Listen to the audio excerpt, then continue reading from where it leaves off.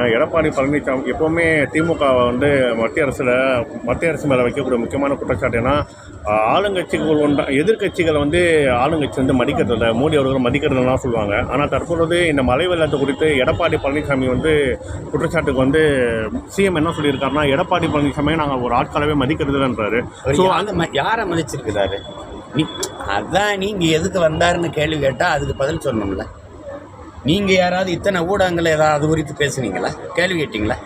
ஒரு நாட்டின் உலகத்தின் மிகப்பெரிய பணக்காரில் ஒருத்தருங்கிறீங்க. இந்தியாவில் முதன்மையான தொழிலதிபர் பணக்காரர். சொல்லுங்கள், 2.5 லட்சம் கோடி கடன் கொடுத்துருக்கீங்க அவருக்கு. எங்களுக்கு 2500 கொடுப்பீங்களா? 2.5 லட்சம் ரூபா எதாவது கொடுப்பீங்களா? அவ்வளோ பெரிய முதலாளி தமிழ்நாட்டுக்குள்ளே வர்றாரு. யாரை பார்க்க வந்தார்? எதுக்காக வந்தார்? யாரை சந்திச்சார்? எங்கே சந்திச்சார்? ஒரு நோக்கம் இருக்கணும்ல, ஒரு காரணம் இருக்கணும்ல. ஒன்றுமே இல்லையே. ஆக கேட்டதுக்கு எங்கள் ஐயாவை நீங்கள் என்ன சொன்னீங்க?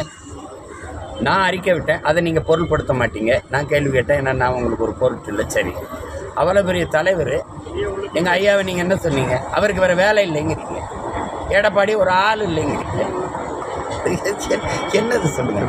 73 இடம் வென்று எதிர்கட்சி தலைவராக இருக்கிறவரே ஆளாக இல்லைன்னா இப்போ யார் சொன்னதை நீங்கள் கேட்பீங்க? யார் கருத்தை நீங்கள் மதிப்பீங்க, கேட்பீங்க?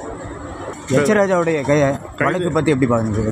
எச் ராஜா மீது சரி, இப்போது எச் ராஜா வந்து தொடர்ந்து அவதூறுகள் பரப்பிட்டு வரதா அவருக்கு வந்து நீதிமன்றம் வந்து சிறை தண்டனை விதிச்சிருக்கு. ஏன்னா தமிழகத்தில் வந்து பார்த்திங்கன்னா அதிகமாக விருப்ப பேச்சுகள் பேசக்கூடிய ஒரு நபராக வந்து எச் ராஜா இருக்கார். ஆனால் தற்பொழுது வரையும் அவர் மேலே நான் வந்து அது அவதூறு பேசுனது ஐயா எச் ராஜா அதை விட்டு, அதை தாண்டி அவதூறு பேசுகிற ஆளுகளை சொல்கிறேன். நீங்கள் ஏதாவது நடவடிக்கை எடுப்பீங்களா? அந்த வலைவலிகள் பேரெல்லாம் நான் சொல்லணுமா? உங்களுக்கெல்லாம் தெரியாதா? ஒரு கருத்தை எதிர்கொள்ள முடியல. சரி, நான் களத்தில் நிற்கிறேன், என்னை திட்டுங்க. என் தாய், என் மனைவி, என் பிள்ளைகளெல்லாம் பேச வேண்டிய அவசியம் இல்லை. அந்த மாதிரி ஊடகங்கள்லாம் நாங்கள் வழக்கு கொடுக்க வந்தால் வழக்காக எடுத்திருக்காங்க இந்த அரசு. வழக்காக எடுக்குதா, பதிவு பண்ணுதா?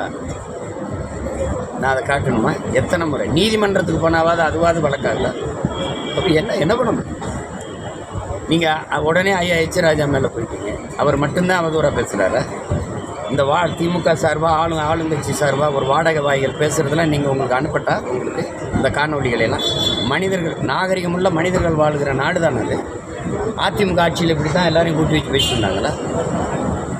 என்ன அளவுக்கு காங்கிரஸை எதிர்த்து போராடியவனாக இருக்கானா? காங்கிரஸ் கட்சிக்காரங்க யாராவது இப்படி தான் வலைவலி வச்சுக்கிட்டு வாடகைக்கு வாய்களை வச்சுக்கிட்டு திட்ட விடுறாங்களா? சொல்லையில் உயிரிழந்திருக்கிறவங்களுக்கு என்ன மாதிரியான இழப்பீடு வழங்கணும்னு நீங்கள் கோரிக்கை கேட்குறீங்க? அவங்க ஒன்றும் கள்ளச்சாரம் குடிச்சா இல்லையே, சாரம் குடிச்சா இல்லையே. நீங்கள் இதுக்கு முன்னாடி இந்த அரசு பணியில் இருக்கும்போது மின் ஊழியர்கள் மின்சாரம் தாக்கி செத்தாங்கல்ல, இந்த பேரிடர் மீட்பில் தானே போய் செத்தாங்க. அதுக்கு எவ்வளோ கொடுத்தீங்க? 2 லட்சம். அது சத்தமாக சொல்லணும். நீங்கள் 2 லட்சம் கொடுத்தீங்க. 2 லட்சம் கொடுத்தீங்க. அரசு பணி தானே. அரசு பணியில் இருக்கும்போது ஒரு பேரிடர் காலத்தில் மக்களுக்காக உதவி செய்ய போன இடத்துல இறந்துட்டாங்க. அதுக்கு 2 லட்சம். ஒரு படித்து சொல்லி கொடுத்துக்கிட்டு ஒரு ஆசிரியரை குத்தி ஒருத்தர் கொண்டுட்டார். அந்த குடும்பத்துக்கு எவ்வளவு? 5 லட்சம். 5 லட்சம். கள்ளச்சாராயம் குடிச்சு செத்ததுக்கு எவ்வளவு? 10 லட்சம்.